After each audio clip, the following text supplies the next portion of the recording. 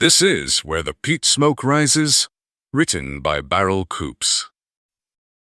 Gritty, humane and quietly epic, Where the Peat Smoke Rises is a story about community under pressure, and the stubborn, ordinary courage it takes to build a future when the lights don't come back. Where the Peat Smoke Rises. Chapter 1. The Silent Lights. The first thing old Finlay MacLeod noticed was the silence. The constant rattle of his refrigerator, a tired thrum he'd learned to ignore, was gone. He waited for it to stutter back to life. It didn't. The digital clock by the bed was blank. He swung his feet to the cold flagstones and went to the window. The Isle of Skye lay in the deep indigo before dawn, the Kyleakin black against a sky of torn stars.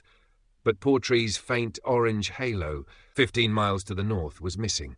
The world looked like the old days, and that was wrong. Then the sky began to bleed.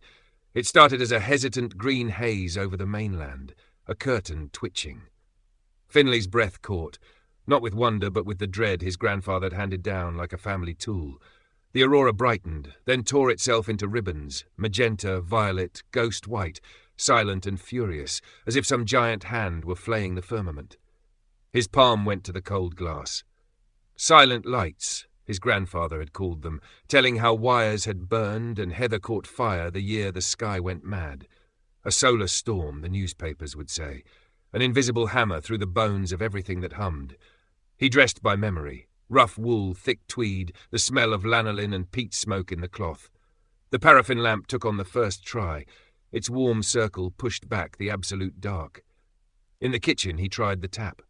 Nothing, as expected. He took the rain bucket from the back step, thank God for small mercies, and crossed to the byre. The cow lowed and the black-faced sheep shifted, unsettled by the sky. Samhach, he crooned, soft Gaelic from his childhood. He set water, checked the gate, ran his hands along timbers he'd planed himself. Inventory tallied itself in his head without effort.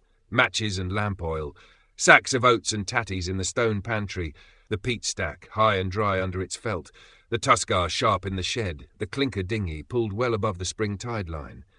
The old world had been a guest here, not a master. On the way back he lifted the handset of the rotary telephone out of habit, dead as a stone. A sound cut the night, the thin, continuous blare of a car horn, stuck and screaming somewhere along the single-track road. Another joined it. A door slammed. The sea boomed at the cliffs like rolling barrels, and beneath it a new noise rose, human voices, frayed and high. He turned down the lamp until the flame was a blue bead and stepped outside. The aurora pulsed. The land glowed with that unearthly light that makes shadows too sharp. The bridge would be on people's minds now. He knew it with the certainty of weather. They'd try for the mainland as they always did, only to remember, too late, that the way was gone.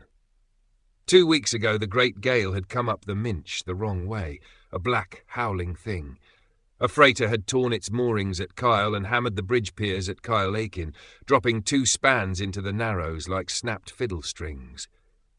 The authorities had shut the crossing, muttered about assessments and specialist crews, and then the wind had risen again and the talk had blown away with the tarpaulins.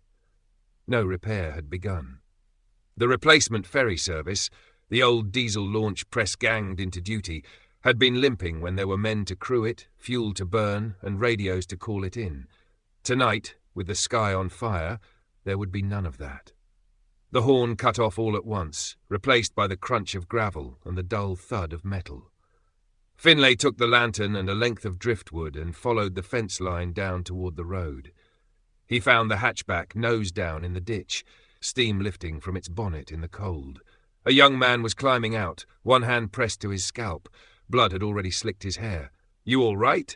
Finlay asked. The man flinched at the voice, then sagged with relief. "Christ, aye. The steering went dead, everything dead. Then the lights." He swallowed and looked up at the sky as if it might slap him. "I tried to stop. I didn't." "You've stopped now," Finlay said. "Come away from it before it shifts." He led him through the gate, the driftwood tapping a slow rhythm on the stones, and into the kitchen's small pool of lamp glow. "Sit." Finlay dabbed the cut with boiled water and bound it with a clean strip torn from an old shirt. The young man's hands shook so hard the mug of hot water rattled on the table. "Ewan McRae," he managed. "From Broadford. I need—" His voice broke. I need to get across. My wee girl's in Kyle with her mum. She didn't come over today. My shift ran late. I was." He stopped and pressed his knuckles to his eyes. "She'll be scared." Finlay set the mug in his hands properly and pressed until Ewan's fingers closed around it. Outside, another horn started blaring, distant and furious, then died. Someone shouted a name over and over. Somewhere, glass smashed. Panic travels faster than weather. "You know the bridge is down," Finlay said, not unkindly. "I know," Ewan said, helpless and angry in the same breath. "They said there'd be a ferry when the tide suited. The launch was tied up at Kyleakin this afternoon. If I can get to it, if anybody can, if we can get an outboard." "The outboard will be as dead as your horn," Finlay said. He kept his tone steady. "What rows, rows. There's a dinghy here, but the Minch doesn't care about your need. It will drown you and never burp." Ewan's jaw clenched, that stubbornness you only see on faces that have loved something enough to be stupid for it. "She's 5, he said. "Her name is Maisie. I can't sit here." "You won't," Finlay said, "but you must move when movement is worth the calories, and the risk." He glanced at the window. The aurora still writhed, a ghost tide in the sky. "When it's light, we'll go up to the headland and look. If there's a way, we'll see it from there." He set oatmeal on to thicken and listened to the night change key. Footsteps pounded past. A woman's voice rose and fell. "My insulin. Does anyone, please?" A dog barked, frantic. Far off, a burst of cheering turned to angry shouting, then to silence. Fear swelled and ebbed like the tide, seeking a new level. Ewan ate with that stunned gratitude of the newly terrified, burning his tongue and not noticing. "Fileté," Finlay said when the bowl was empty, and the young man huffed a laugh he hadn't meant to let out. "You're Finlay MacLeod," Ewan said, looking around properly now. The paraffin lamp, the black iron pot, the lack of anything that blinked. "My granda used to talk about you, said you could make a fire in rain and mend a fence with 2 nails and a prayer." "Your granda was a liar," Finlay said, but he felt the old man's hand on his shoulder all the same. He banked the fire and lifted the lamp. "We'll need water in the morning if the pump's a corpse. Take the second pail. Don't spill, it's a mile to the sea and back is all uphill." Ewan stood too fast and swayed. "I'll fetch it," he said, "and if you'll show me the dinghy, we can." "We'll look," Finlay said again, and let the word mean both mercy and refusal for now. At the door he turned down the lamp, and they stood in the violent light of the sky. The aurora was fading at last, its fury spent. In the sudden dark, the fear felt colder. Beyond the ridge, more voices. Someone ran, breath-tearing, then was gone. Somewhere a baby wailed, and another voice tried to quiet it and failed. The age of convenience had ended in a single, silent hour, and what came next had everyone by the throat. Finlay looked from his croft to the road, to the broken land, to the black water beyond. He was an old man. He remembered the old ways. And as Ewan McRae gripped the pail like a lifeline and stared toward the vanished bridge, Finlay understood that before the week was out more would be on his doorstep, begging, bargaining, demanding for food, for water, for a boat, for the knowledge of how to keep small lives going when all the big ones failed. Chapter 2. The Stranded. By morning the sky's fury had gutted out, leaving a flat grey light and a thick haar rolling in from the Minch. The fog muffled everything, sea, sheep, even the clatter in Finlay's own chest. The pump was a corpse, so he and Ewan carried pails from the rain barrel, shoulders burning, breath fogging in the cold. Ewan set his pail down too hard, water slopping over the lip. "I can't wait, Mr. MacLeod. If I start for Kyleakin now." "You'll walk into a ditch before you pass the gate," Finlay said. "When the fog lifts, we climb the headland. If the launch is still tied at the pier, we'll see her there. If she's gone, we'll see that too." "It rode fine last week," Ewan pressed. "They were running folk across since the great gale. We could." "Rowing is one thing," Finlay said, keeping his voice even. "Currents through the narrows are another. The bridge is down and the tide takes advantage. You've a daughter. Don't make her an orphan to prove you love her." A sound bled through the fog then, long and thin, a car horn caught and blaring until it died. Another answered, nearer. Voices rose, frayed with panic. A man shouted a name until it broke into coughing. "Inside," Finlay said, lifting the latch. "Fire, then food." They were halfway to heat when shapes formed in the grey, 3 figures at the gate appearing and vanishing as the haar breathed. A man and a woman in city coats, soaked through and shivering, and a child between them, white-lipped, eyes glassy. The man lifted a hand. "Please, our car died. Everything. She's freezing." "Bring her," Finlay said, already stepping back to clear the way. They dripped onto the flagstones, fog on their hair, sea on their cheeks. The girl's teeth chattered with such violence her whole body shook. "Blanket," Finlay told Ewan, who moved without being told, tearing one from the chest and wrapping the child clumsily but well. "Sit by the hearth, not too close. Slow is warm that stays." He ladled oat porridge the colour of the day into wooden bowls. The parents tried to refuse until the girl had eaten, then ate anyway because the body insists. "I'm Mark," the man said at last, voice raw. "This is Sarah, our daughter Chloe." He glanced at the blank telephone on the wall. "We need to call someone, anyone." "There'll be no calls," Finlay said. A storm in the sky took the strength out of the wires the way the great gale took the spans out of the bridge. The old launch at Kyleakin may be our only crossing, and even that's a prayer on a bad day. Sarah blinked at him. "The bridge, down? We were in Portree when the lights, we thought." "It went a fortnight ago," Ewan said, the words knife-sharp because saying them hurt. "Freighter tore loose in the wind, struck the pier. 2 spans fell like ladders dropped. They were arguing about repairs when—" He gestured helplessly to the dead world. Sarah folded her hands tight around the bowl to stop them shaking. "My sister's in Dorney with her boys. She was meant to come over tomorrow. If they can't—" "Eat," Finlay said gently. "The next decision you make will be better with heat in you." The fog pushed a cluster of people into the yard. 2 Germans from the holiday let on the hill, a young woman from the village with a baby under her coat, a man in a waxed jacket with eyes like wire. The wire-eyed man went straight for the buyer, peering past Finlay to the heap of nets and the oars stacked neatly against the wall. "You've a boat," he said. "Not a question, a claim." "I've a dinghy," Finlay said, "and a sea that doesn't care for heroes." "I've a wife in Plockton," the man said. The words were a dare. "Your boat." "My oars. I'll bring it back." Ewan stepped between them before he knew he was doing it. "You'll drown," he said, "and you'll take his boat with you, then no one crosses." Wire-Eye's mouth twitched. "Who's this, your foreman?" "Someone who can row," Finlay said. He kept his hands down, voice level. "Here's the rule. If the fog lifts and the wind sits, we look. If the launch is on the pier and men enough to crew her, we make a plan. If not, we put our backs into nets and snares and fires that don't go out. But no one rows blind in a har because love makes them foolish." The man's jaw worked. He looked at the child by the fire. Chloe's damp curls plastered her head, Sarah's hand on her back, and then out into the fog where the road had become a rumour. Something in him bent, grudging and ugly, but it bent. He stepped back into the yard without apology. The Germans hovered at the threshold. "Water?" one asked, tapping a plastic bottle. "Tap is kaput." "Rain barrel," Finlay said. "Boil it. Always boil. Bring your pot." He moved then, the way a tide moves, slow and without the dignity of rest. He showed Ewan the hand grinder bolted to the table and how to turn it without tearing skin. He set Mark to stacking peat by the hearth, tight and tidy to dry. He gave Sarah the oat sack and the measure stick and told her it would seem mean today and wise tomorrow.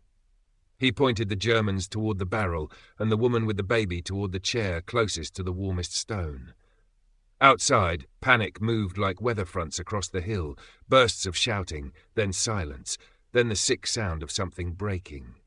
Somewhere, a girl called for her mother until her voice simply stopped. Somewhere else, someone laughed too loudly, then began to sob. When the porridge had gone and the worst of the shaking with it, Ewan stood. "Headland," he said to Finlay.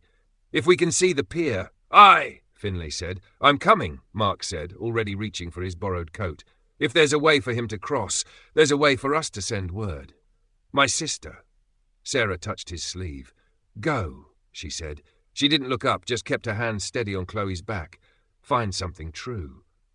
They climbed the field margin to the rocky brow above the croft, fog thinning with every step until the world below lay like a smudged charcoal, black water, paler shore, the broken teeth of the bridge jutting from the Kyle like ribs. The missing spans made a gap the size of a bad dream. On the Skye side, the launch lay where it had last been reported, a dark comma at the pier. No figures moved on the dock. No smoke rose from the ferry shed. Across the water, Kyle of Lochulsh was a smear under the greyness. Twice a thin thread of darker smoke rose, wavered, died. There she is, Ewan breathed, knuckles white on the headland rock. Hope and dread lived in the same breath. If we can get men to her, oars enough. We'll need tides and weather and luck, Finlay said. He let the young man look, because looking is a kind of medicine. Then he pointed north, where a darker blur moved along the single track. Carts? And to the south, where 3 separate smudges on the water could have been boats, or could have been the fog playing at shapes. His stomach clenched, his eyes watered with the cold. We'll also need a crowd that isn't a riot. They stood a while longer, counting what they could and admitting what they couldn't. When they turned back down the hill, Ewan moved like a man walking a rope, fast but careful. At the gate, more figures had gathered. Neighbours, strangers, the wire-eyed man again, this time holding himself in with both hands. Sarah looked up. Chloe slept, a damp curl across her cheek. "Well?" Sarah asked. The word weighed more than the pails. "The launch is there," Finlay said. "The bridge is not. The town is quiet in the wrong way." Ewan swallowed. "I'm going to Kyleakin," he said to the room, to the world, to himself. "At first light, that isn't fog. If there's a way to cross, I'll take it. If there isn't, I'll come back and make one." "And us?" Mark asked, almost apologising for the question. "You'll not be the only ones stranded," Finlay said. He felt the old shape of community settling on his shoulders like a coat he hadn't worn in years. "We'll gather what's left that can be trusted. The hall has a stove and space. We'll need rules before we need comfort." He picked up the tuskar from its nail by the door, testing the weight. Outside, the fog began, at last, to thin enough to show the broken skeleton of the bridge and the wide, cold truth of the water between. Inside, the small room breathed with sleeping child, damp wool, and the stubborn scrape of a hand grinder turning. Chapter 3, The First Rule. By midday, the hearth thinned to a colourless drizzle. The croft felt 2 sizes too small, wet coats steaming, strangers crowding the hearth, the hand grinder rasping like a saw. Panic came in gusts. A young fisherman hammered the jam, demanding petrol as if fuel could fix physics. The wire-eyed man lurked by the byre door, measuring the oars with a glance the way a thief weighs a pocket. A woman with a baby whispered, "Insulin," as if saying it quietly might conjure it. Finlay didn't argue with fear. He gave it jobs. "Peat," he told Mark. "Stack it here, tight, closer to heat, quicker it dries. Crooked stack is wasted work." Mark's first attempts were a child's tower. By the 3rd armful, the bricks interlocked neat as teeth. "The grinder," Finlay told Sarah. "Handful in, steady turn. Don't fight the gears, let them take the bite." After 10 minutes, her forearm shook. After 20, she found a rhythm that didn't skin her knuckles. She watched the little hill of meal grow like a miracle you had to earn. Ewan fixed the latch on the yard gate with a nail and a strip of leather, busy hands to keep his mind from the gap where the bridge should be. Every time feet passed on the road, his shoulders lifted, then sank. "Water," Finlay said to the Germans. "Boil it till you're bored of waiting. We'll not bury anyone for a lazy kettle." He kept moving, smoothing edges. When the wire-eyed man drifted close again, Finlay put the tuskar in his own hand and met the look full on. "A dinghy is a promise," he said. "Break it and it sinks the next prayer too." The man snorted but stepped back. Sometimes a held gaze was cheaper than a fight. When the porridge was ladled, Finlay ate standing, back to the door. "One thing," he said at last, pitching his voice for the room, not the man. "From now on the maths is simple. Sir, you eat what you help make. Fire, water, peat, fish, grind. Doesn't have to be heavy. Minding bairns is work too. But it has to be real. First rule." Wire-Eyes opened his mouth to be offended and found no purchase. Even he could count that kind of sum. The drizzle hardened to a cold, fine rain. Somewhere down the glen a shout became 2 shouts, became a scrum of voices, and then a silence that made the hair along Finlay's arms lift. He set his bowl down and reached for his coat. Before he could lift the latch, the sound of hooves came up the road, a slow, sensible clop and the creak of wood that had carried weight before. A horse's breath steamed at the gate. In the yard, shapes thickened into people. A stocky woman with a weather-browned face under a wool hat, a sullen, lanky lad, a retired Englishman in a borrowed coat trying to stand proud of his embarrassment. Morag Mackenzie flicked her chin by way of greeting. Finlay. Morag. She took in the crowded doorway, the peat, the faces. Her eyes paused on Ewan, cataloguing the cut, the need. You've seen it? Aye, Finlay said. No one needed to ask what it was. The sky, the bridge, the way the world had emptied its pockets and found nothing useful in them. We're gathering at the hall, Morag said. Kyle's got the big stove. Nurse McInnes is there. Gow family are bringing their cow. I've the horse and cart and 2 strong backs when the boy behaves. She jerked the brim of her hat toward the lad. We'll need hands, pots and wits, and rules quick before folk start making their own. Ewan stepped forward so fast his chair skittered. Is there any crossing at Kyleakin? The launch. Morag's mouth tightened. She was there yesterforenoon. 2 lads tried to take her off the pier last tide. God help them. Came back in bits and bruises. The Narrows are a devil since the spans went. If she's to move, she'll need 4 good oars and a mind that knows the pull and slack. She looked at Ewan again, softer. You've folk on the far side? My daughter. 5. The words stripped his voice back to bone. We'll look from the headland at first light, Finlay said, saving Ewan from falling to his knees. If there's a way that doesn't drown a father, we'll take it. Morag's gaze moved past him into the room. She saw Sarah's grip on Chloe. She saw Mark's careful stack. She saw the wire-eyed man pretending not to listen. Her jaw set. Right then, in 2s and 3s, not a mob. Bring what keeps you alive and what helps the whole. Leave what makes a mess. Anyone thinking to shoulder past the bairns will find my boot. A flush-faced tourist near the back lifted his voice. We should be heading for Portree, to the police, army, someone in charge. Morag didn't sigh. She was too kind to do it out loud. Son, the folk in Portree woke to the same Skye. The ones with badges have the same empty radios. You'll find more panic and less porridge. She turned back to Finlay. You'll come? I'll come, he said, and felt his solitude pack itself away like Sunday plates. But first, watches. 1 eye to the sea, 1 to the road. Word is already walking faster than feet. They moved like a tide turning. Ewan tied his bootlaces too tight and untied them and tied them again, as if the knot itself could bridge the Narrows. Sarah parcelled the oatmeal into 2 sacks, 1 for now, 1 for later, mouth a firm line against pleading eyes. Mark lashed the milk pail and a kettle to Finlay's handcart with clean, neat knots. Ewan had shown him without speaking. The Germans brought their dented pot and a packet of salt like a church gift. Even Wire Eyes lifted the peat cradle without being asked, calculating perhaps that being inside the circle was worth the lift. At the doorway, Finlay laid out the shape of the day with the economy that made people trust him. Water first, fire next, then move. No shouting unless it saves a life. If you see a man with a good idea, copy it and tell him so. If you see a fool idea, smother it with kindness until it dies. He put a coil of rope and a short, heavy oar into Ewan's hands. For the pier, he said, rope remembers what we forget. And this, because sometimes the right answer is wood. Ewan swallowed hard and nodded, lips working around words that couldn't find their feet. Tonight, Finlay added for him alone, you sleep under my roof. Dawn is brave. Night is daft. By late afternoon they reached the hall, a low stone box by the burn chimney drawing like a throat. The room inside was a smell before it was a sight. Peat, wet wool, fear, and the thin savour of something honest on the boil. 30 souls, give or take. A stove red at the belly. A table cleared for Nurse McInnes. Kyle moving through it all with a big man's carefulness, making himself smaller so others could fit. Morag stood on a chair. Listen up, she called, the hall quieting the way rooms do when they are grateful to be told what to do. We're not a queue. We're a crew. Finlay? They looked at him because someone had to speak and the habit of his voice fit the quiet. Water, he said. The burn is good, the buckets aren't. Boil for drinking, boil for washing pots, boil for bairns. We'll keep 1 fire for water only.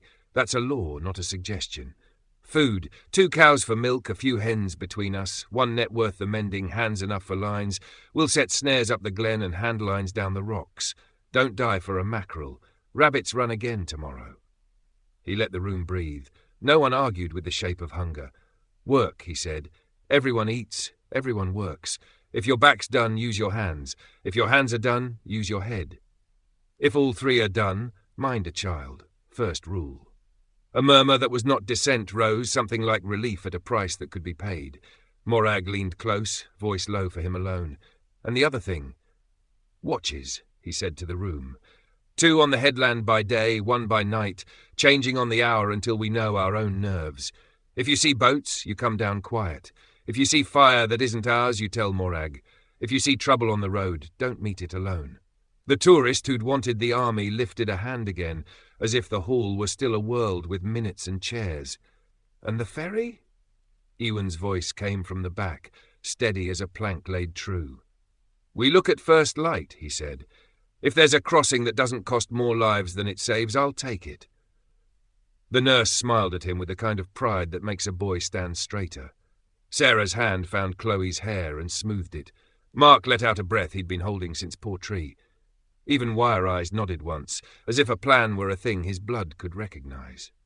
As dusk folded itself along the glen, the hall found a rhythm, water to boil, peat to stack, bowls to scrub with sand, children to hush. Outside, the broken ribs of the bridge showed dark against the failing light, a wound that would not close. Inside, the first small laws took root. Morag ladled broth with a rationer's wrist. Finlay stood a quiet watch by the door. Tusgar leaned against his leg, listening to the room discover how to be a room again. When a cheer somewhere up the road turned thin and then into shouting, he didn't move. Not yet. He knew the difference now between rescue and mobilization. This wasn't saving. This was standing up. And in the morning, when the fog lifted, they would climb the headland and reckon with the water and all it meant. Chapter 4. The Gathering. They slept in shifts on hall benches and floorboards, boots under heads like pillows you didn't trust to stay. When the door opened to first light, the world beyond was the colour of a bruise and cold enough to sting the teeth. The Ha had walked back to the sea but left damp everywhere. Headland, Ewan said, already on his feet, rope coiled at his shoulder, the short oar in his hand. Finlay nodded. Mark with us. Morag, you've the room. Morag planted her fists on her hips. Aye, I'll keep them pointed the same way and not at each other. Kyle, fire for water only stays lit. Nurse, your table's law. They climbed the cropped hill above the hall, heather slick, breath smoking ahead of them. At the crest, the Kyle lay spread like a chart, Skye on one fist, mainland on the other, the narrows athroat with its windpipe punched in. Where the bridge should have arched, 2 spans gaped like teeth knocked out. The water ran through the gap in a fast, ugly boil. The launch, Ewan breathed. She lay on the Skye pier, an old open boat, thick ribs, 4 oarlocks, a blunt bow that had kissed worse seas. No one moved on the dock. Across it, Kyle of Lochulsh, a smear of darker smoke lifted, wavered, died. On the Skye road, 2 knots of people were forming, each looking like a plan about to argue with itself. We go now, Ewan said. We go careful, Finlay answered. They took the shore path, quicker than the road, meaner underfoot. By the time they dropped onto the pier, 20 folk had the same idea. Panic makes elbows sharp. A flush-faced tourist in a puffer jacket was shouting that he'd rowed at Cambridge, and that meant something here. The wire-eyed man from the croft had arrived ahead of them and had 1 foot already in the boat. Stop, Finlay said, not loud, but with the weight of a man whose voice had carried in hard weather. First, tide.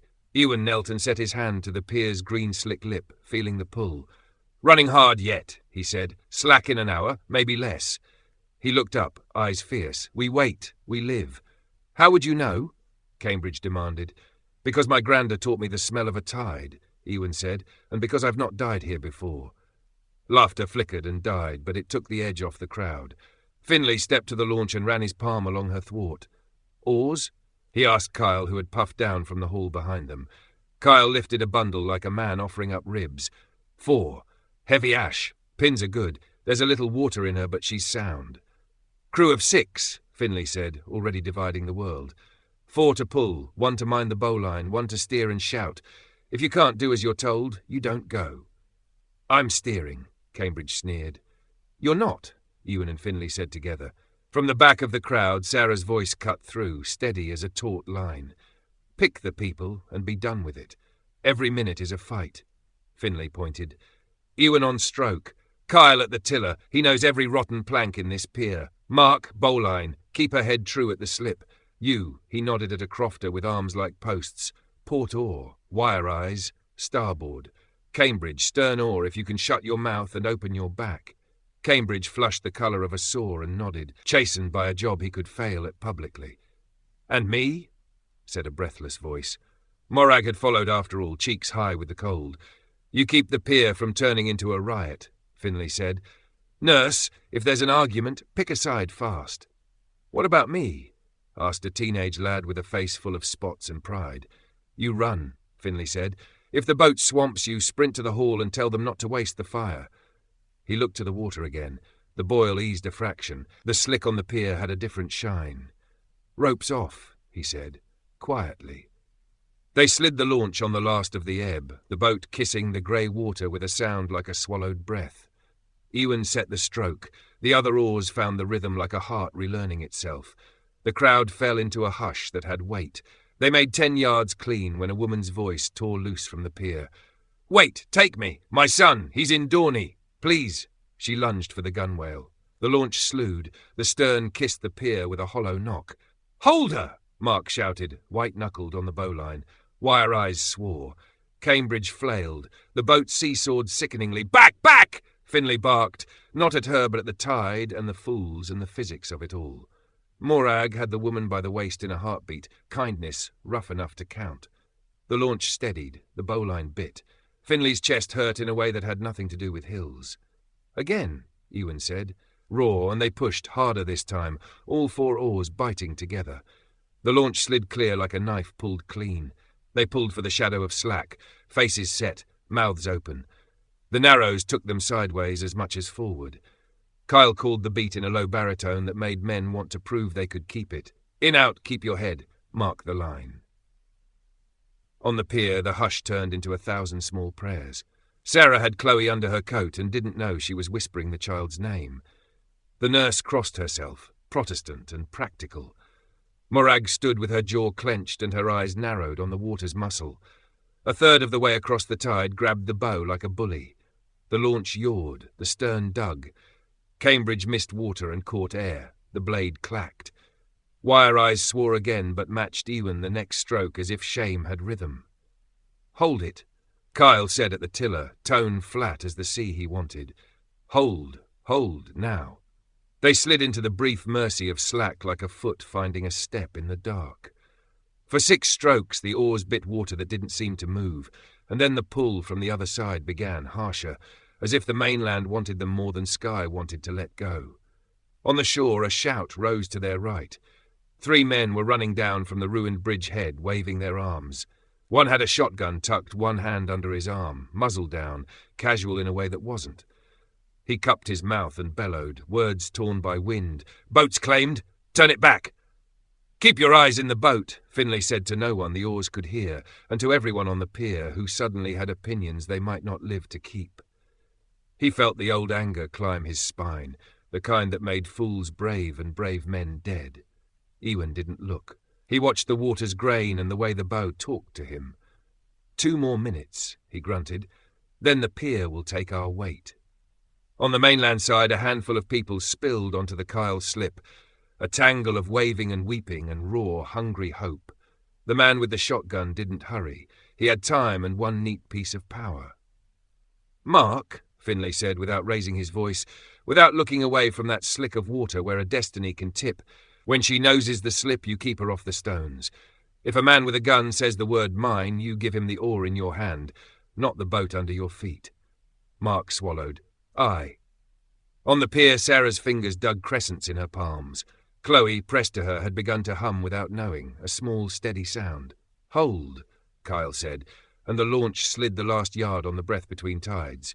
They touched the mainland stone. "Now," Finlay said. Chapter 5. The Economy of Kindness. They kissed the mainland stone and the world tried to claim them. A man with a shotgun stepped from the slip's shadow as if he'd been grown there. 2 others flanked him, faces set, shoulders squared by hunger and fear. Behind them, a knot of people surged, then checked. Mothers, old men, boys trying on bravery. "Boat's ours," the gunman said. He didn't raise it. He didn't have to. "Bowline," Finlay said, as if answering another question. Mark dropped the loop, kept the launch's nose from grinding to splinters. Kyle's voice was a low tide. Hold, now. Ewan sprang ashore with the painter and made it fast, jaw tight enough to crack a tooth. Boats claimed, the man repeated. By the tide, Finlay said. He kept his hands down and his voice level.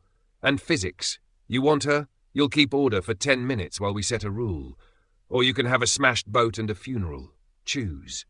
It was a bluff with truth packed inside it. The Narrows were already taking back their breath. Any shove at the wrong second, any scrum, and the launch would yaw and fill and be a story. The gunman's eyes flicked to the crowd and back. He hadn't expected someone to talk to him like a bad idea. What rule? He asked. Children first, Finlay said. Sick next, then 1 runner per family to carry word. 6 places, 4 oars. No shouting. No hands on the gunwales unless you're in the boat. That your law? He jeered. It's the tides, Kyle said, not looking up from the tiller. You can argue with it if you swim better than the Minch. A woman near the front, hair wild, eyes wilder, lifted a blue-lipped boy. Please. Place 1, Finlay said, pointing. He didn't look at the gun. He looked at need and sorted it as a crofter sorts lambs in a squall. Place 2, insulin. A man raised a small plastic bag with vials that might as well have been gold. Place 3. He found the steadiness in himself and spent it. 1 runner for Dorney. Tell folk the bridge is down and the boat runs on rules. I'm going, Ewan said, the gunman's mouth bent. And me? 3rd run, Finlay said, as if it were already written. You and 1 of yours, if you keep the slip clear for 10 minutes and shut down any man with a bright idea, you fail, you don't go. Simple trade. The man weighed it. The crowd watched him weigh it. Power is a thing people lend you by deciding they believe you have it. He lowered the muzzle a fraction. 10 minutes, he said. They loaded without drama because drama drowns. The boy with blue lips, the insulin. A woman so pale Nurse Macinnes would have tutted if she'd been there. Ewan took the last space, eyes on the low houses up the street, as if they could drag him through the water. Cambridge, chastened, bent his back like a man who had found the edge of himself and didn't like the drop. Pull, Kyle said, and they crossed back into the boil with the slip behind them quiet, because a man with a gun had decided, for 10 minutes, to be useful. On Skye, cheers broke and reformed as the launch came in.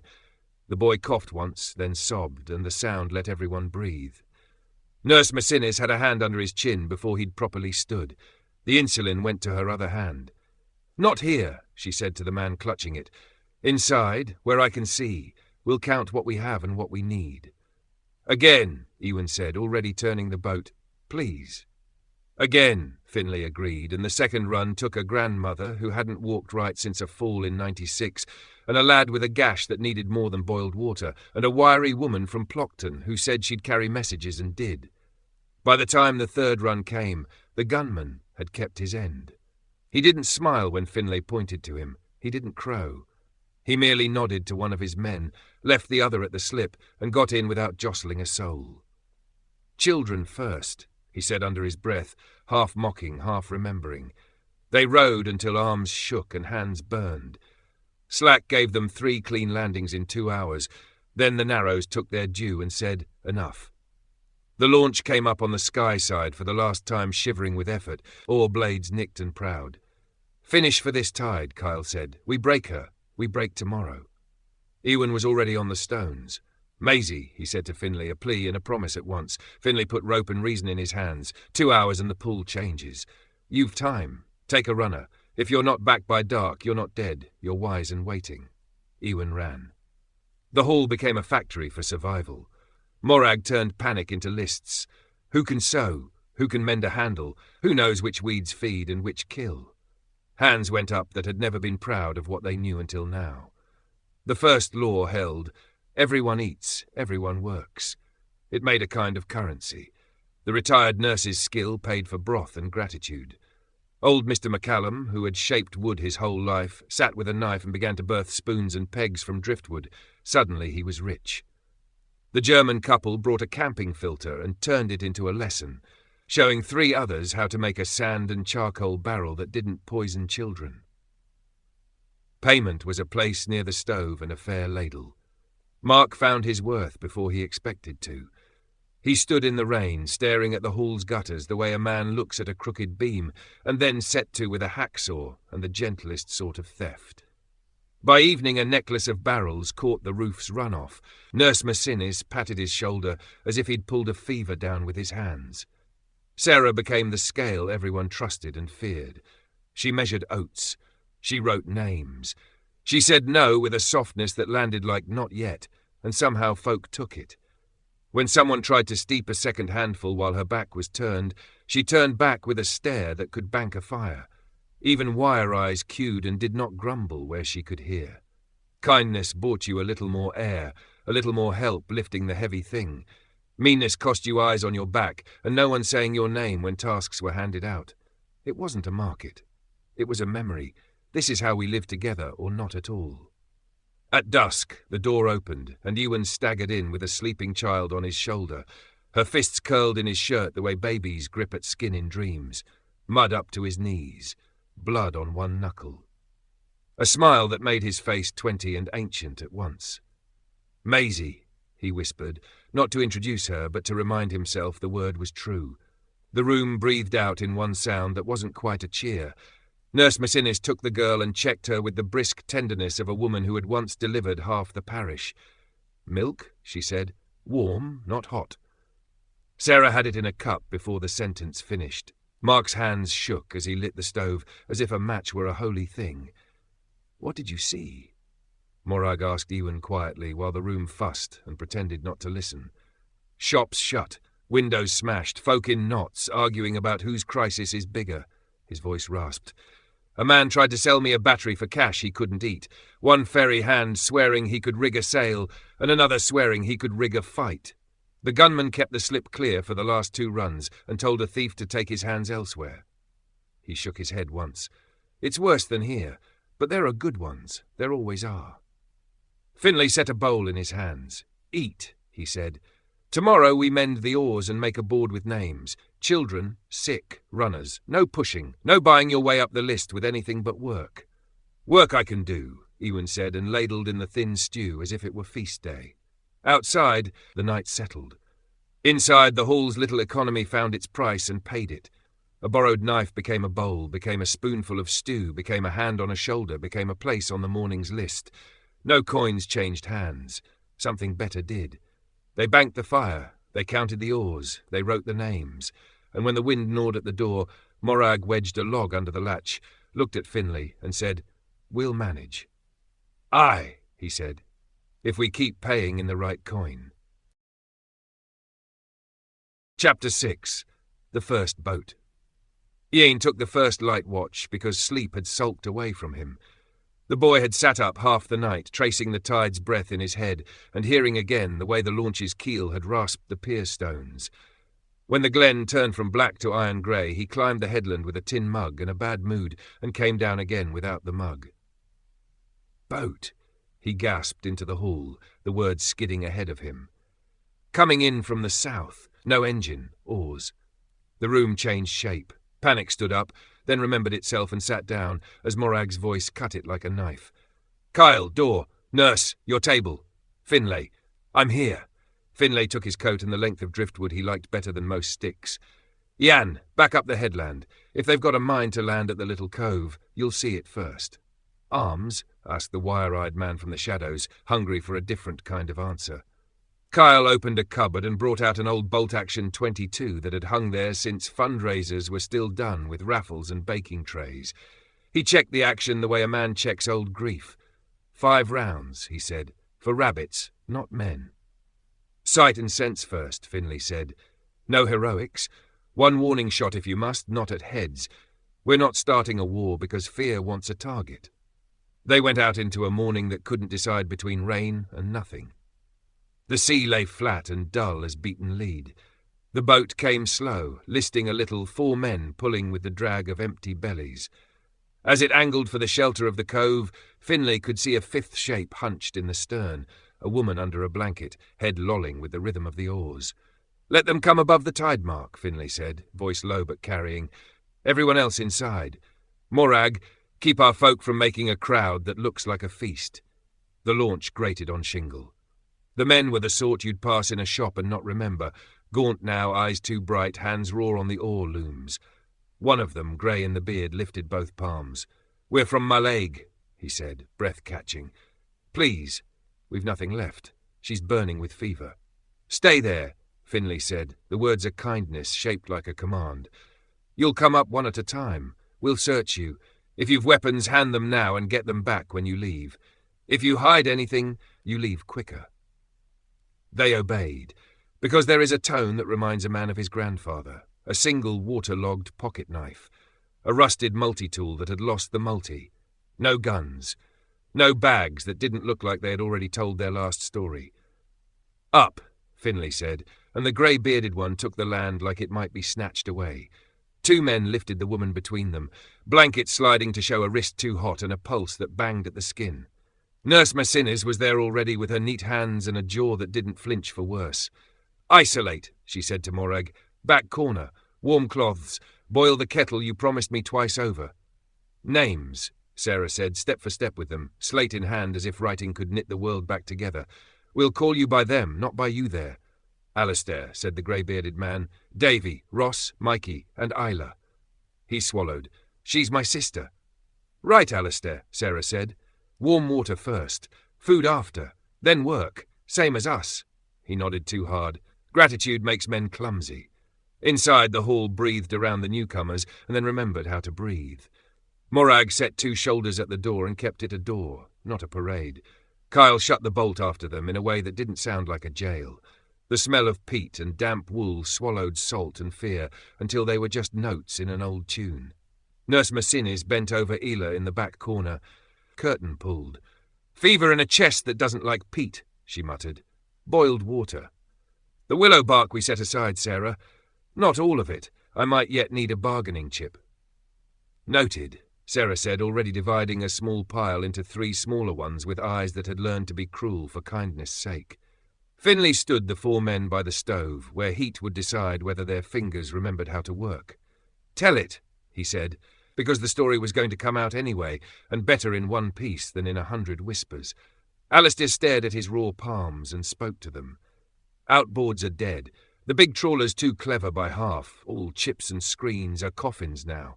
Fires in the first days when gas lines went, nobody to shut a valve or radio a warning. The co-op was stripped by the third night. A man got stabbed over a sack of dog food." He looked up then, shame and fury living in the same face. "We took an old rowboat from a garden. Knocked on the door and left a note because my dad would have haunted me if I hadn't. Came along the coast, oar by bloody oar. Slept under the boat like kids playing at pirates. Isla started coughing yesterday, and by last night she was burning." "We've a hall and a stove," Morag said, not unkindly. "Not a hospital." "I know," Alistair said, "but you've order. We saw the smoke rise and fall like someone meant it. We followed that." Kyle's mouth twitched, pride and worry jostling for space. "Aye, well, order eats less than chaos." "Sarah," Finlay said, "how does the ledger look if 5 more spoons take a dip?" Sarah's thumb rubbed the edge of the slate. "Tight as a miser's fist," she said. "But if those hands can pull nets or turn the grinder without sulking, I can make the sums go 1 more day." "We can work," Davy blurted. "I can splice a rope and mend a net. Ross knows pots. Mikey can lift what breaks other men's backs. We're not asking for charity." "No one eats for charity," Finlay said. "We eat for work and for mercy. The first keeps us alive, the second keeps us human. You'll have both, and you'll give both. First rule." Wire Eyes, lurking as ever, couldn't help himself. "And when the next boat comes and the next," he said, eyebrows up like a man sure he's found the loose thread, "you'll feed the sea." "When the next boat comes," Finlay said, turning to catch him full on, "we'll do exactly this again. Take stock, tell the truth, make a rule, and if the day comes when we can't take another mouth without starving 3, we'll say that out loud too. You'll be there when we say it, same as the rest of us." Wire Eyes looked away first. Sometimes a fair answer is the only weapon you need. They set to. Alistair's soft accountant's fingers remembered how to tie a fisherman's bend, the way a tongue remembers prayers. Davy's neat hands took to mending the trawler net they'd salvaged, eyes narrowing with a craftsman's relief at a task that didn't lie. Mikey lifted Pete like it had insulted his mother. Ross, who had once run a cafe, diced limp carrots with respect and turned bones into stock like a spell. By noon, the room had learned to carry 5 more. It wasn't comfortable. Comfort had left when the sky bled, but the stove threw heat, the kettles rattled their lids, and the coughing in the corner steadied to something that might yet come down from the red. At the door, Ewan appeared, Maisie asleep on his shoulder again, small mouth open, hand tucked into his shirt as if to say mine. He took in the strange faces and the way the hall had bent and not broken and met Finlay's eye. "First of many," he said quietly. "Aye," Finlay answered. He felt the weight of those words sit on his old bones and settle in, so he'd best be ready with a welcome and a warning both. He looked past Ewan to the grey line of sea. It lay flat now, as if resting between decisions. Out there were more notes and more boats and more men with rules that didn't match theirs. Inside, Sarah's chalk tapped once on the slate and left a new mark that meant owed and owing, and Morag's lad Ian came down from the headland with a face like weather and said, "I think I saw another one." Chapter 7.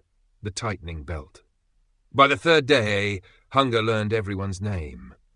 Sarah's ledger grew teeth. The oat measure shrank to a meanness that felt like treason until you did the sums. Milk went to bairns, the elderly, and Isla in the screened corner where Nurse Massinis lived on steam and will. The rest of them drank hot water and called it comfort. Work paid for food and for forgiveness. The German couple turned their camping trickle filter into a lesson barrel by barrel. Mr. McCallum whittled spoons and pegs until his lap looked like a bird's nest. Alastair's neat knots began to lace the old net they'd dragged out of a shed, sea rot trimmed away, good twine spliced in. Pressure makes sparks. The first flare-up was over a spoon. A tourist with a sunburned nose accused Davy from Mallaig of pocketing a fresh-carved ladle. Voices rose too fast. Fear loves any excuse to get loud. Morag stepped between them with her palm up. "We'll look," she said, calm as a bucket. They found the spoon kicked under a bench, gritty with ash. The tourist went purple, then shamefaced. Davy, jaw tight, went back to mending net. The room remembered itself. The second was uglier because hunger was in it. Donny and Iron brought in 3 sea trout from the rocks, miracle fish, heavy and bright. Sarah counted them aloud as if the saying made them real. 1, 2, 3. Later, when she tilted the bowl over the pot, only 2 slid out. Murmurs snapped into accusations. Eyes shifted to the newcomers because that is the way of fear. Morag's voice sharpened. No one eats what isn't theirs. It was Chloe who solved it, tugging Sarah's sleeve. Brock was licking something, she whispered. Behind the peat stack, Kyle's old collie lay guiltily beside fish bones, tail thumping in apology. Relief came first, then the hot shame of what they'd almost become. Finlay scratched the dog's ear once, businesslike. "He did what dogs do," he said to the room. "We must do what people do. We say sorry before we starve each other." No one met anyone's eye for a while, and then work started again. That evening, when the light thinned to pewter, Finlay pulled Morag, Kyle, Sarah and Donny to the hall's far table. "This won't hold," he said without preface. "We're too many for one pot and one chimney. The rabbits are warier than we are, and the shoreline near enough to touch is picked thin." "Send folk away?" Kyle asked, already hating the thought. "No," Finlay said. "Spread them, smaller crews to nearby crofts with water and walls to keep the wind out. 5 or 6 to a place. The hall keeps the sick and the oldest. We share watch lists and what we learn. Easier to feed 5 than 35. Morag nodded slowly. "Aye, safety in numbers, starvation in a crowd. We'll need a map of who goes where and what they take. Rules travel with them," Sarah added. "First rule goes first. We'll ration at each croft with the same measure. No one breaks rank because they're out of sight." "And hunting?" Donny said, hand on the 22 as if it were a task, not a weapon. "I'll have to go deeper into the corries, farther out on the ledges." "Aye," Finlay said. "Pair up. No heroics. A missed shot is dearer now than a bruised pride." They brought the plan to the room like a fragile thing. Fear fought it. Hard. The hall, for all its smoke and elbows, had started to feel like a fort. The idea of dark roofs and cold hearths and long pathwalks between was a new cliff to step over. "We're not scattering," Morag said, voice pitched to carry. "We're routing. 4 crofts within a mile. The McIntyre place with the sound buyer. Gows and their cow go there. The low house by the willow. Good garden bones. Mark, Sarah and Chloe with 2 others who'll turn earth without complaint. The high bothy above the burn, sound walls, poor comfort. Alistair's lot there. They can see far and worn fast. Hall keeps the nurse, the sick, and anyone who can't climb a hill. What about me? Wire Eyes asked, chin up like a dare.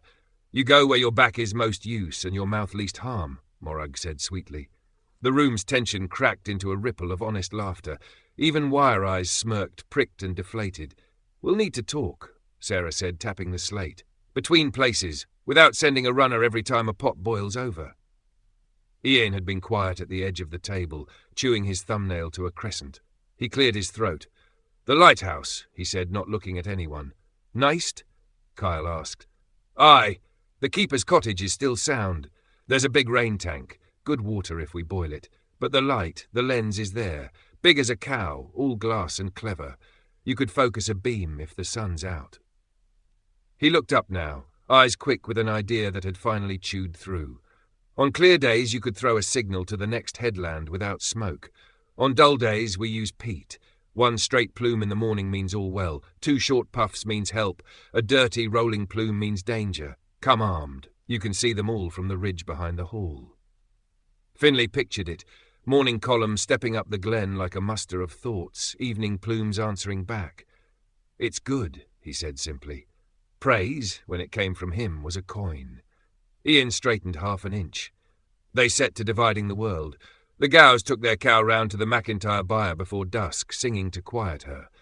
Mark and Sarah gathered a pot, a kettle, the measure stick, and 3 blankets, faces pale and set. Chloe carried her own spoon like a passport. Alistair chose the bothy with a nod. The Malaig men shouldering rope and net without complaint. From up there, you could see the sea arrive before it arrived. Finlay walked each party to its threshold. At the willow place, he showed Mark how to pack turf into the worst gaps and sent Sarah to poke the chimney with a bundled branch, so smoke would go where it should. He made Chloe laugh by pretending to lose her spoon and then finding it behind his own ear. The laugh made Sarah blink too fast. That was allowed. At the bothy, he put a hand on Alistair's shoulder. You're a lookout now, he said. Your work is a warning. If you see a boat, you show it to us before it shows itself to you. Alistair nodded, solemn as a vow. Aye. Back at the hall, the air seemed huge and empty. The stove's heat spread farther than before. It felt wrong to be comfortable, so Kyle opened the door to let the cold argue with it and make the room honest again. Morag stood beside Finlay in the doorway as the first trial signals went up. 1 straight plume on the willow place, 1 at the McIntyre byre. A late, thin thread from the bothy, Ian cajoling damp peat with patience. The 3 columns lifted steady into a sky the colour of old zinc. Looks like a parish fair, Morag said, a smile finding her despite herself. Looks like sense, Finlay said. We'll need it. More boats will come, she said softly. Aye, he said, and worse than boats.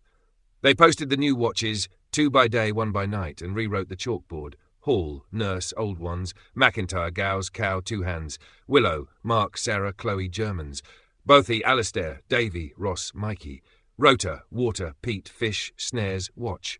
Sarah ran her fingertip under each line like a blessing and a binding both. That night, the glen was not 1 fire but 4. The silence held, but it was no longer a hollow. It felt full, of breath held, of work waiting, of small laws that might just be big enough. Finlay lay on the bench by the door with the tuskar within reach and the driftwood staff at his feet. He slept as a man does who knows he'll be woken soon and means to be ready when he is. Chapter 8. The Dispersion. It felt like treason to leave the heat. The hall had become a womb of smoke and rules. Stepping out of it into the wet morning was like being born at the wrong season. Still they went, because the pot was too small and the island too wide, because rabbits ran thinner and tempers faster when 30 people breathed the same air. Morag read the list as if names themselves could keep rain off. Gows to McIntyre. Willow Place. Mark, Sarah, Chloe, the Germans with them. Bothy above the burn, Alistair's lot. Hall keeps the nurse and the frail. First rule, travels with you. They moved in 2s and 3s, not a crowd. A cold, mean rain came and went. The wind had its own opinions, and none of them kind. The Gows walked their cow along the verge, singing soft Gaelic to ease her fear of puddles that were bigger than they remembered. The Germans pushed a barrow piled with a dented pot, a roll of wire and the precious filter, man and woman swapping without being asked.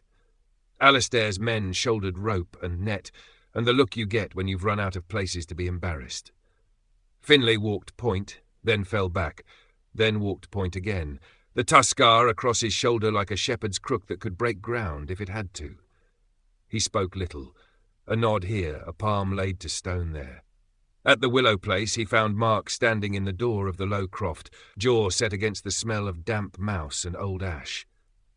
"It's not a home," Mark said, already ashamed he'd said it aloud. "It will be," Finlay said. "Tight first, warm after."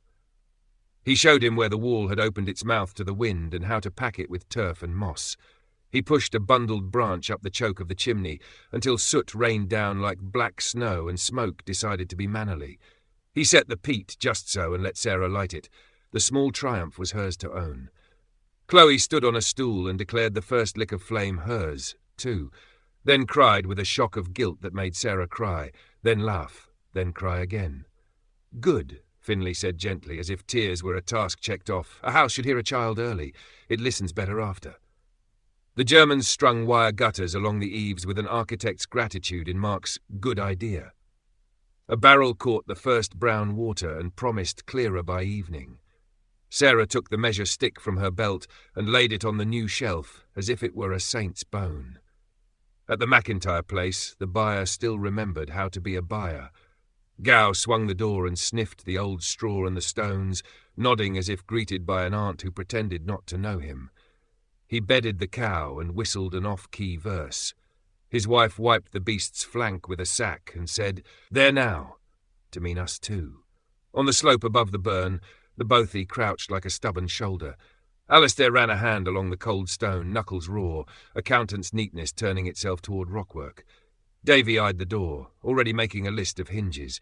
Mikey fetched stones 2 at a time with the grace of a man who'd lugged kegs before. Ross's hands, made for cafes and warm plates, took brush and broom and made a room almost at once. "Sightline's good," Donnie said, squinting past the lintel toward the sea. "You see trouble 10 minutes before it remembers your name." "We'll send it down with our eyes," Ian said. He was trying not to sound proud. He failed. "Smoke in the morning and at dusk. 1 straight plume means we're here. 2 quick puffs for help. A dirty rolling column for danger. Come armed." "Mind the wind," Finlay said. "Don't let it write lies for you." Back at the hall, emptiness felt indecent. The stove threw too much heat into too few shoulders until Kyle propped the door and let the day argue with it. Nurse Macinnis set her table as if a full ward might swing in any minute. Morag pinned a slate to the wall and wrote with a steady hand. Hall, Nurse Old Ones, Kyle, Morag. McIntyre, Gow family, Counds. Willow, Mark, Sarah, Chloe's. Bothy, Davy, Ross, Mikey. Rota, Warteat, Fish, Snares. Beside each she left a box for a mark morning and night. "We don't tick what we hope," she said. "We tick what we did." Work followed them into their smaller rooms like a well-trained dog. At Willow, Mark planed a splintered sill into honesty with Mr. McCallum's borrowed tool. Sarah took a hoe to the strangled garden and found beneath the bramble a geometry that could be coaxed back into food. The Germans taught Chloe to say filter and boil like games. She taught them coo and wee and peely-wally and a laugh. At McIntyre the first milk was thin but warmer than hope, and the steam from it lifted everyone in the byre a finger's breadth from the floor. Gow measured it into jars with a miser's heart and a grandfather's eyes and walked the first one up to the hall himself, tribute and signal both. At the bothy, the men dragged driftwood up from the burn mouth and laid it like bones, then stretched the salvaged net over a low frame to begin repairs. Alistair's fingers remembered the old bend and hitch, Davy's needle bit and bit. When a gust cleaved the sky and the first hail of the year rattled on the stones, they stood a little closer to one another without remarking it. By mid-afternoon the first lesson came hard. A thin column rose from Willow, brown, wavering. It hiccuped, became 2, then collapsed. Sarah, flustered, had smothered her signal with her own carefulness. "Slow," Finlay said when he reached their door, breath pumping like bellows, knees rubber with hills he'd once run. "A peat's like a bayon. You don't shout it into sense." He showed Mark how to build a small crib and Sarah how to give it air. Chloe solemnly blew when he told her not to, then giggled when the flame listened to her anyway. The signal lifted this time, true and straight. On the ridge, Ian lifted his hand in answer, a black flag against a tired sky. Trouble prowled the edges, the way foxes do when lambs are new. At dusk, a man drifted up the track to Willow with a smile that hadn't earned its keep, and a story about miles walked and hands that could turn themselves to anything. Sarah stood in the door with the measure stick in her fist and said, "We've no spare, but there's broth at the hall and work at the byre," and did not step back. The man weighed the line in her voice, found it heavier than he fancied, and took his smile onto a softer door. Mark sat down after and found his hands shaking only when he tried to drink. "Next time I speak to him," he said. "You will," Sarah said. "I don't need to be brave every time." On the ridge above them, the evening signals rose, a clumsy chorus that would smooth with practice. One straight plume from McIntyre, one from Willow, a late, thin thread from the bothy that made Morag mutter and then nod when it thickened. The hall sent its own, narrow and tall, a parish church of smoke. Finlay watched from the rise with the feeling of a shepherd counting in failing light and hearing every sheep answer by name. Night put its hands on the island. The wind pattered at the shutters and found fewer holes than it had at noon. In the bothy, Alistair lay on a pallet and counted the breaths between coughs from the corner where Ross slept, then shifted closer and set a kettle near the embers to make the air kinder. At McIntyre, Gow dreamed of summer grass and woke with a start to the comfort of a cow's quiet rumen. At Willow, Chloe's last question was whether smoke could talk to stars. Mark said yes because it felt like a good lie. Sarah lay awake a while, counting beans and then counting kindnesses until the numbers matched. At the hall, Morag and Finlay stood in the doorway, shoulders almost touching. 4 fires made 4 small suns across the dark, separate, stubborn, linked by lines only the mind could see. "Looks like we've scattered ourselves," Morag said. "Looks like we've planted," Finlay answered. She tipped her chin toward the blacker shape at the far edge of the world. "Sea'll have its say." "It always does," he said. "So will we." Behind them, Nurse Macinnis coughed, scrubbed her hands, and set out the willow bark and the last of the honey with a miser's hope. On the ridge, Ian settled into his first real night watch with a blanket, the 22, and a resolve too big for his bones. Out beyond the ruined bridge, something moved. Fog, perhaps, or a boat, or fear making shapes, and the island held its breath and did not break. Chapter 9. The Smoke Language. The island learned to speak without words. Each morning and evening a straight column climbed from every roof the wind would allow. "We're here. All well." Finlay took the ridge above the hall and counted them the way a shepherd counts in failing light. When a plume wavered or died, a runner's legs were already tightening laces before he said a name. Ian owned the high ground as if it had been written for him. He and Donnie ranged farther every day, across wet moor-up rock ribs, down to ledges where gulls watched with one black eye. Sometimes a single crack of the 22 came back from the corrie, small and clean. More often it didn't, and they returned with snares, eggs in hats, and the wind in their hair, hungry and pleased with it. It was Ian who brought the first bad sentence home. He came off the west cliffs fast, wet to the waist, eyes wrong. Donnie was behind him, breathing hard, carrying something in his fist like a secret. "Lifeboat," Ian said in the doorway, and every sound in the hall leaned toward him. "Washed into the cove past the old stack. From a ferry, I think. No one in it." "Supplies?" Morag's voice made it 3 questions at once. "Stripped," Donnie said. He opened his hand. In his palm lay a single brass cartridge case, fat as a thumb and scored by sand. "Not a rabbit round," he added, quiet. "Shot at," Ian said, and that was the part that felt like a bruise you couldn't see. There were holes in her, neat and mean. Someone put a boat like that down. On purpose. The hall listened to the words and tried to keep their hands from fists. Finlay felt the old stubbornness climb his spine, the one that wants to meet a thing in the open and settle it, but he put a lid on it and spoke like a man mending a pot. "Watch is double," he said. "Smoke for danger is a rolling column, black as you can make it. We practice now, not later. If you see men with guns, you don't give them a target to shoot at. You make them wonder where we are." They practiced in the yard with damp peat and bad temper until every hand could make 3 signals in its sleep. Even Wire Eyes learned to build a dirty column on purpose and grinned despite himself when it rose like a curse. That night the wind turned and the sea answered for them. A black gale came out of the Atlantic, low and mean. Rain went sideways. The glens filled with a noise like sheets torn off a line. The houses those first nights were better for being small, walls close, stones honest. Roofs cast off the worst of it and kept the rest, and the island hunched and let the weather pass over. When the storm blew out, the light that replaced it was the clean, deceitful kind that makes you think everything is forgiven. The sea lay beaten lid to the horizon. The air smelled of wrack and torn kelp and broken promises. Donny found the trawler.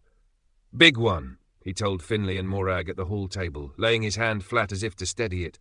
"Driven into the rocks in the South Bay. Wheelhouse gone. Holds half full and half drowned. No souls we can see." "Others will have seen it," Sarah said, already moving sums in her head from ledger to mouth. "What can be moved must be moved fast." "Not with a crowd and shouting," Finlay said. "Not with a story as long as a tide." They made it a job, not a feast. Donny and Ian went ahead along the cliff to watch the headlands. The party itself was small and ugly with purpose. Morag with a coil of rope and a voice that could make a pier behave, Alistair for knots, Mikey for lifting, Kyle for the sense of weight and angles, Finlay with the tuskar and a length of driftwood, and 2 more hands they trusted to shut up and pull. The .22 sat across Donny's chest where it could be seen, not used. The trawler had died hard, her back broken on teeth only the sea knew the names of. They worked in the lift and fall, taking what the water gave, leaving what would kill a man to steal. Diesel drums came first, sealed and precious, useless to engines but dear for flame, trade, 100 quiet uses. Nets next, miles of them, stinking of salt and old fish, but whole enough when cut free to promise a future. Rope, good rope, coiled off her sides like old snakes, and they took that too. Every trip up the wet rocks was a near prayer. Every slip was a story they didn't want to tell. In the galley, under a door that had wedged itself into a kind of lid, Kyle found tins, shiny peaches that shone like summer behind paper, and corned beef with the smug faces of cows that had never seen a winter. He laughed once, a surprised wet sound, and then did not laugh again because his eyes had gone full. "Bag them," Morag said, voice rough. "1 per household and the rest locked till we know what God thinks of us." Finlay took the wheelhouse last. He didn't call anyone. He went alone because some things you owe a man you don't know. The captain, he thought it was the captain, was wedged under a beam, face turned toward a compass that had nothing to say. It looked like he had fallen trying to make it say something. There was no prayer that suited. Finlay laid a hand on the cold wood and said sorry in a voice he hadn't used since his father's day. In the dead man's hand was a brass tool wrapped in oilcloth, a marine sextant, heavy and beautiful, mirrors uncracked, arcs bright. Finlay wiped salt from the scale with the edge of his sleeve and felt suddenly, foolishly, like a thief and a priest at once. He took it because it was the kind of thing you take when everything else breaks. He told the man under the beam he'd pay him back in use. They got the last load up the cliff on a rope that sang and cut grooves in their palms. On the path home, twice they froze while shapes moved on the far headland and turned out to be fog getting up. Donny's finger never went near the trigger. The sight of the rifle was the only speech the island needed to give today. At the hall, the tins were counted under eyes that might have been a jury. Sarah wrote a name on each with a bit of charcoal, 1 for every fire, and stacked 4 more in a locked chest beside the nurse's cupboard. "For bargaining and fever," she said, softer than she meant to. "The peaches did more work than sugar has a right to do." Children got a drop of syrup on a fingertip, solemn as sacrament. Old Mr. McCallum cried openly and said nothing at all. Men who had lifted nets all day held a single slice on a knife and ate it like they were remembering a wedding. The nets spread across the shingle like a mended thought. Alistair set to with needle and twine. Davy took the other end without needing to be asked. Mikey built a smoking frame out of driftwood. Ross salted fish as if he was salting an old life down for later. The work had the feel of hope, not the loud kind, the proper kind you can hang on a peg. When the evening plumes went up, they were stronger than they had any right to be. 4 straight columns, true as fence posts. Finlay climbed the ridge with the sextant under his coat and showed it to Morag in the lee of the cairn. "It finds your place when maps are liars," he said, awkward as a boy with a secret. "If we keep our heads, this'll feed us longer than the tins will." Morag ran a finger over the arc and didn't ask the question about the dead man that had already been asked and answered. "Food for the mind," she said. "We'll need both." Below them the sea looked harmless. Above them the first star fought the wind's rags. Between, in the crofts, folk licked peach from their thumbs and pretended not to weep, and the nets were mended for a morning that might be kind. The smoke language said all well, and for that hour, saying it made it more true. Chapter 10. The Language of Warning. The peaches were a hymn that lasted a day. Children touched syrup to their tongues like a liturgy. Old men looked at the ceiling to keep their eyes from spilling. Then the tins were gone, the nets were mended, and the sea was work again. They hauled the first proper set at dawn. Cod and mackerel thumping into the skiff, silver like coins you could actually spend. Fires bloomed along the lee of the shingle.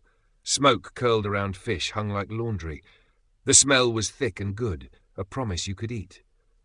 Finlay was on the bluff with the sextant in his coat when the first sentence of the new language unfurled. From the high bothy the steady morning plume shuddered, died, and then roared up again as a dirty, rolling column. Danger. Come armed. He was already moving when the beach stilled. The men with knives in their hands didn't set them down. They put the blades away edge first, a discipline learned in 3 days and paid for in skin. Morag's shout carried up the shingle. Women and bairns to the hall. Kyle, door, Donny, rifle, in. "I'm here," Ian said, breathless as he pelted down from the ridge, face blood-streaked where a cut had learned to look worse than it was. 3 men came over the hill, shotgun and a pistol. Said the trawler was theirs by right and the diesel was a tax. They didn't cross the wall. His mouth twitched, pride and fury fighting. "I told them we were 50 with more guns than sense." "That last bit was a lie," Morag said, and almost smiled despite herself. "A useful one," Finlay said. "Right. Nets off the beach, quick and quiet. Ross, smother the fires except one you can relight in a blink. Sarah, ledger stays shut for now, you're on children. Mark staves along the inside of the wall. Wire Eyes, if you've any courage, put it on the gate and keep it there." Wire Eyes swallowed and nodded, because sometimes a man likes being told who to be. They didn't make a line. They made a shape, small at first, then larger as the crofts answered. From the willow place came Mark with 2 lengths of driftwood dressed with nails and rope, Sarah with Chloe under her coat and her jaw set. From McIntyre, Gale with a hayfork and a look that had seen off worse than cattle. From the hall, Kyle with the short oar Finlay had pressed into Ewan's hands days ago, Nurse Macinnes with bandages and the expression of a woman who expects to be busy and will not be hurried. Donny slid the 22's bolt home with a sound that cut the morning. "Warning shot if needed," Finlay said. "Stone to the wall after that. No one bleeds because we wanted to feel tall." They took the path up toward the bothy in 2s, breath quiet, boots careful. On the crest they saw them, 3 figures on the far side of the low stone, jackets wrong for the weather, faces sharpened by not enough. One man cradled a shotgun, another lounged with a small pistol as if it were a badge. The third had the hangdog look of someone who had come along because that is easier than saying no. "Morning," Finlay said, stopping where the wall made sense of the world. "You've made our smoke." "Bridgemen," the shotgun said, as if the words carried law. His accent was mainland with the brine boiled off. "We're squaring things along the coast. Anything of use gets tallied. You pay, you get protection." "From what?" Morag asked, voice mild. "The tide? From folk worse than us." He jerked his chin at the bothy. "We'll be taking the drums and the best of the net. You keep enough to be decent." "Decent," Ewan said, and the word came out like he'd found it in his father's pocket. Finlay put the driftwood staff across his forearms, easy casual. "We've our own rules and the muscle to live by them," he said, steady as tide. "We don't pay tax to men who arrive late and name a thing theirs. You want fish, pull a net. You want diesel, carry a drum. You want protection, stand a watch that isn't yours. He tipped his chin toward the 22 without looking at it. "And if you mean to shoot a boy for telling you no, start with me, but you won't like the maths after." The pistol man laughed, a small, unpleasant sound. "You think that wee pop gun?" Donnie squeezed, and the warning shot cracked the rock 5 feet to their left, stones spitting like angry rain. The echo went down the glen, touched the hall, touched the shore, came back with interest. The pistol man stopped laughing. Beyond them, on the ridge above the willow place, 2 more figures stood up into view with sticks and slings. At the McIntyre wall, 3 men appeared with forks and a look that had learned how to be a line. The smoke behind them rose true and straight. "We're here, all well," and something in that calm was more threat than any shout. The shotgun man's eyes moved, counting. He wasn't a fool. He'd expected a scattered croft and frightened faces. He'd found a net. "You can't hold it all," he said, last flicker of pride. "More will come." "Aye," Finlay said. "They will. We'll be here then too, and we don't forget faces." A long breath stretched. The pistol man shifted his weight and found no new courage there.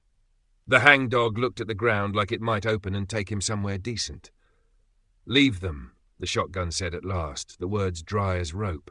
"Others will be easier." He stepped back without turning his back. That was a small gift, and Finlay took it and did not make him spend it.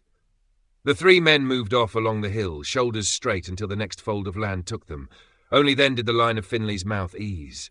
They didn't cheer. They exhaled. The breath ran along the wall and down the path and into the rooms where children waited. It smelled of peat and held back rain and old stone, and a thing the island hadn't used this way in years, steadiness.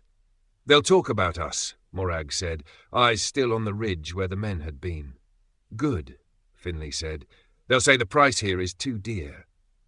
They didn't stand on the hill and feel large. They walked the line and tightened it. At the bothy they set a second wall of loose stone within the first, a place to step back to that still felt like standing. They marked ranges with cairned pebbles, because Donnie's rifle was small but honest and needed numbers the eye could trust. At the willow place, Mark and Mr. McCallum fixed a door so it would bar without sticking.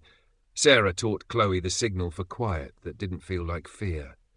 At McIntyre, Gow showed 2 lads how to swing a fork so it was useful and not heroic. That afternoon, under a sky that couldn't make up its mind, they hauled the net again. It came up heavy, shoulders singing, and the cheer that went up was smaller than before, but deeper. Work is a kind of courage. At dusk the smoke rose in order, 1 straight column from each croft, and from the ridge above the headland a second, brief puff from Iain's careful fire. Helped, held, all well. A flourish they hadn't agreed, but everyone understood. In the hall, Sarah unlocked the chest and set 1 last can of peaches on the table. "For the wounded," Nurse Martinez began, but Iain shook his head and pointed at the room in a circle that meant all of us. They opened it like something holy. Each person took a sliver and let it sit on the tongue until it was memory and sugar and the ache of wanting more. Finlay wiped the sticky from his finger and looked at the sextant on the shelf above the pegs.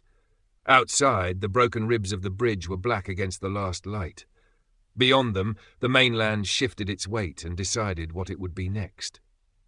"The silent lights took away the shouting," Morag said softly at his shoulder. "We've put something quieter in its place." "Aye," he said. "A language folk can live by." They banked the fires. They checked the knots. They wrote the rota for morning. Water, peat, fish, snares, watch. And under it in Sarah's hand another word, new to the list and as old as any, learn. Because tomorrow the tide would be different, and the wind would swing, and men might come back or not, and children would ask questions, and a sextant would find a star through a ragged hole in the cloud. And if they kept their rules and their kindness and their warning both, the island would answer when called, and mean it. The lights were silent. The people were not. They had found their way to speak. This was Where the Peat Smoke Rises, written by Barrel Coops. I hope you enjoyed my short story. Please hit the subscribe button so you don't miss the next one. I have written over 500 short stories over the years under many pen names. I will be updating these and recording them under the Barrel Coops name. I will be listing them on YouTube as fast as we can get them recorded. They will include historical drama, humor, adventure, romance, period drama, mystery, thriller, war stories, spy stories, revenge, horror, psychological horror, dystopian, disaster, children's stories, love stories, and more. Too many to name. Something for everyone. If you enjoyed this story, please give it a thumbs up. It helps others find my channel. Until next time, thank you for listening to the end.